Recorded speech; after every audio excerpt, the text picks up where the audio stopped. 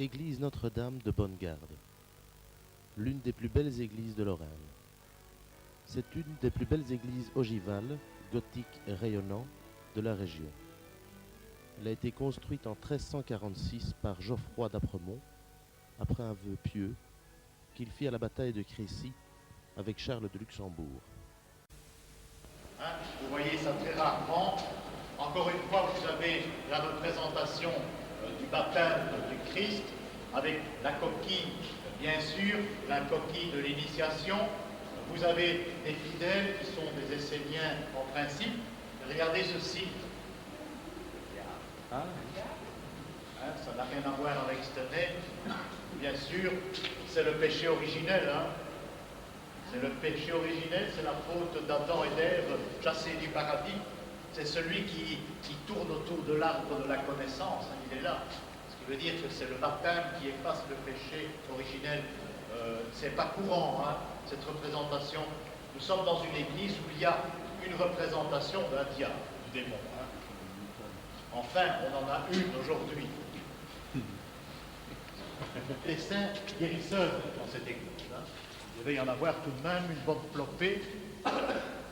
C'est la raison pour laquelle on trouve ces plantes. Il y a même des plantes inconnues. Je crois qu'il y en a une qui est intéressante par là.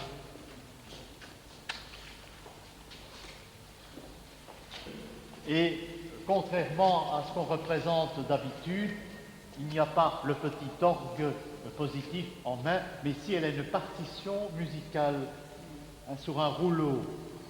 C'est la première fois que je rencontre cela. C'est la patronne des musiciens, Sainte-Cécile. C'est assez rare de la représenter comme cela. Clé. Un petit peu comme Notre-Dame de Luxembourg.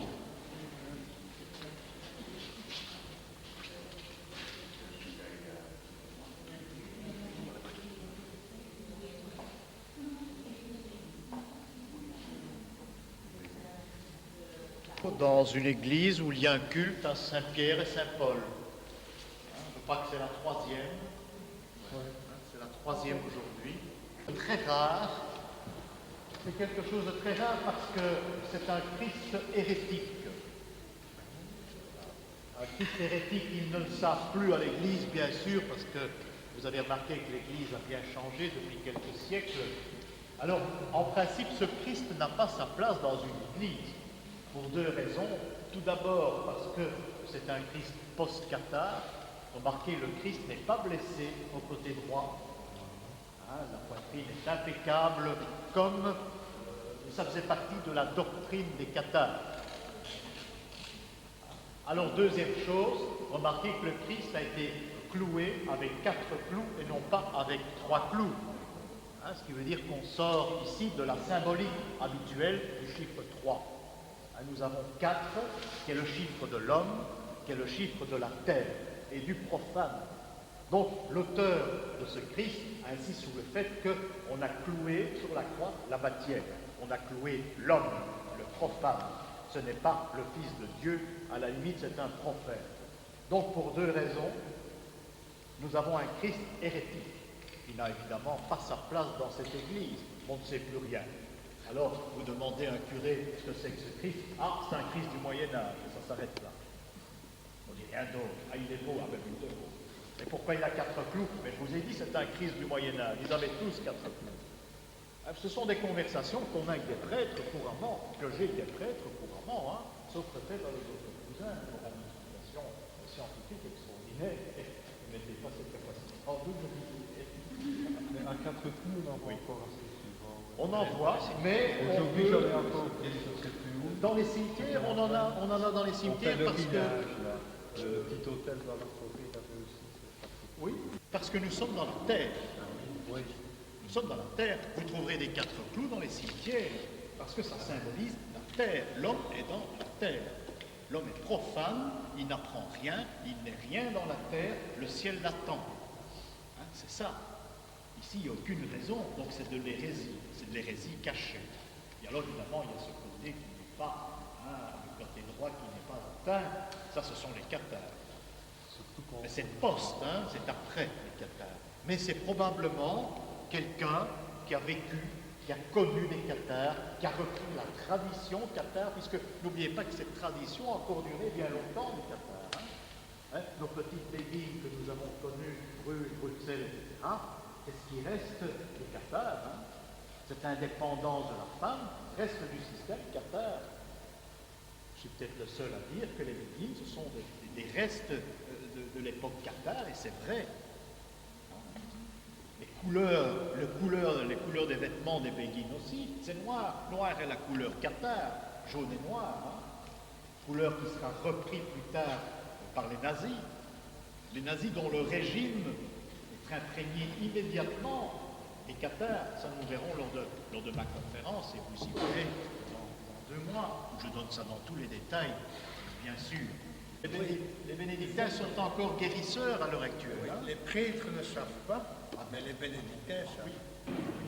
Oui, ce sont des ordres réguliers. Oui, mais ces gens passent leur vie à étudier. C'est pour ça, ouais. C'est tout de même assez intéressant de le dire que les bénédictins, c'est un ordre assez exceptionnel. Tous les autres, ils ne tiennent pas leur cheville. Parlons pas des franciscains, et de dominicains, parce que là, ça va en dessous de tout. Mais les bénédictins, ce sont les messieurs de ce qui reste de la religion. Ceci est exceptionnel. Je ne crois pas que vous avez déjà vu ça jusqu'à présent, et c'est le seul que je connaisse. On peut difficilement décrypter là. Et nous avons notre petite idée. Vous voyez cette pas, ce ne sont pas des plantes. Vous voyez là cette pas. Ouais. Et à côté, il y a une sorte de hache. Alors, je pense qu'il s'agit de semelles de cordonnier. Et là, il s'agit d'un instrument qui s'appelle une alimbe. C'est l'instrument que les cordonniers employaient, et emploient toujours d'ailleurs. Alors, y a-t-il ici une corporation de cordonniers qui possédait une chapelle? C'est possible. Il faudrait pouvoir décrire la fresque pour cela, qui doit avoir en principe un rapport, quoique la fresque soit tout de même plus tardive. Elle est du XVIe siècle. Alors, il est possible que ce soit une hache aussi, mais alors que viennent faire ces semelles? J'ai vu ça il y a une quinzaine d'années, ça m'avait frappé parce que c'est tout de même très curieux. Donc, en dehors de toute cette forêt de plantes ici, eh bien, il y a ce petit détail qui doit vouloir dire quelque chose. Je me suis souvenu de ce pélican. C'est assez impressionnant. On en voit un monde si grand. Généralement, on les voit ici, en représentant, avec la croix de Malte. On voit ça là généralement, mais ça c'est assez représentatif. Dans le fond, ce pélican est devenu l'emblème des chevaliers teutoniques, dont on peut facilement imaginer la croix peinte en noir. Ça peut être l'emblème des chevaliers teutoniques, ce qui veut dire que le pélican se blesse et 3 gouttes de son sang vont nourrir les 3 petits oisillons qui sont devant lui. C'est ça que symbolise cet animal. Maintenant, petite parenthèse, cet animal, c'est absolument pas un pélican. Les pélicans n'existaient pas chez nous.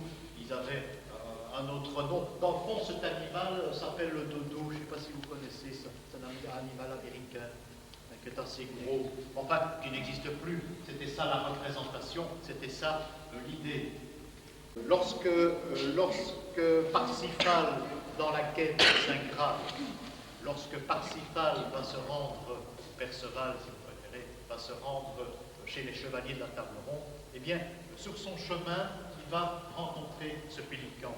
Ce pélican qui va se blesser, et 3 gouttes de sang vont tomber dans la neige. C'est seulement à ce moment-là qu'il rentre chez les chevaliers de la table ronde, et puis il va entreprendre sa mission. Et sa mission n'est pas de retrouver le Graal, comme on le dit trop souvent, il faut lire l'histoire de Perceval, c'est retrouver la Sainte Lance.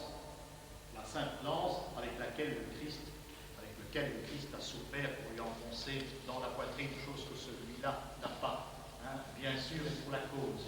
Alors, cette Sainte Lance, Perceval va la retrouver, et il va donner la Sainte Lance à ceux qui possèdent déjà le Graal.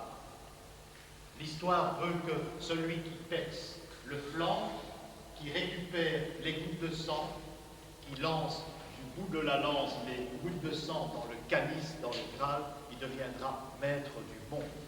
C'est ça l'histoire du Saint Graal de la lance. On possède la Sainte Lance, et elle se trouve à Vienne. En principe, c'est un symbole. Elle a été perdue jadis dans une bataille, puisque les Teutoniques avaient la possession de la Sainte Lance, et à chaque fois qu'ils se présentaient sur un champ de bataille, bien sûr, la Sainte Lance accompagnait le grand maître de l'ordre. C'était une façon de gagner la bataille en question. La Sainte Lance a été perdue dans le Grand Nord lors d'une très grande bataille, on ne l'a plus jamais retrouvée, mais bien sûr, il fallait garder le symbole. Ça fait qu'elle existe à Vienne, elle existe à Aix-la-Chapelle aussi, vous l'avez vu, je pense, ceux qui vont accompagner là-bas. Alors, l'histoire veut que le fameux Hitler, on en a déjà parlé plusieurs fois aujourd'hui, parce que ça fait l'objet, ça fait partie de notre excursion, eh bien, il se pâmait devant cette Sainte Lance à Vienne, et son but, lorsqu'il est venu au pouvoir, c'est bien sûr de retrouver le Graal, parce qu'il connaissait cette histoire.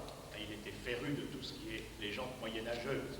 Il n'a jamais trouvé le Graal, il a envoyé des équipes sur place, c'est aussi très long à expliquer, on peut y revenir un autre jour. Il a envoyé des équipes sur place, il n'a jamais trouvé le Graal. Sinon, il était persuadé qu'avec cette action, il allait devenir le maître du monde. La prophétie existe toujours, elle est de Merlin, elle existe toujours. Celui qui fait couler des gouttes de sang dans le Graal deviendra maître du monde. On espère qu'un maître va venir, un monarque peut-être, et qui va refonder l'Europe de Charlemagne. C'est ça un petit peu le but. Il y a encore beaucoup de choses à dire à ce sujet, bien sûr. Le raisin qui symbolise le vin, bien sûr, le verso, l'Eucharistie, et encore beaucoup de choses.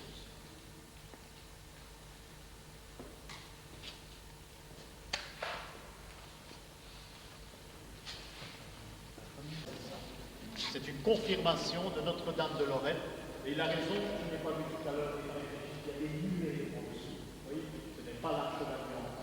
Il y a des nuées, vous voyez qu'elle est voyage, elle est dans l'air, et elle tient de l'autre côté le Saint-Sacrement. Il y a probablement une idée que le Saint-Sacrement s'indique peut-être les dates, peut-être, mais ce n'est pas l'Arche d'Alliance.